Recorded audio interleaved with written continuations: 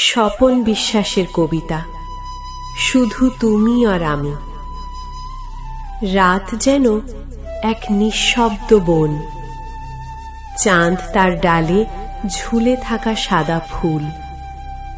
আমরা দুজন বনের ভেতর পথ হারানো দুটি হাওয়া।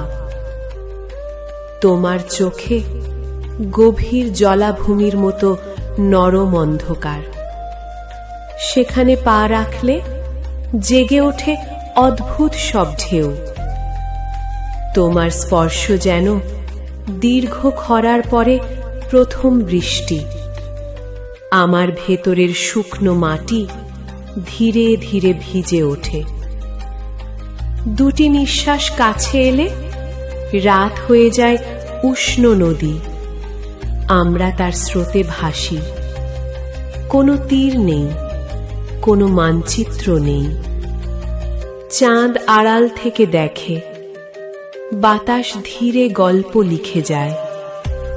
এই পৃথিবীতে তখন কিছুই থাকে না, শুধু তুমি আর আমি।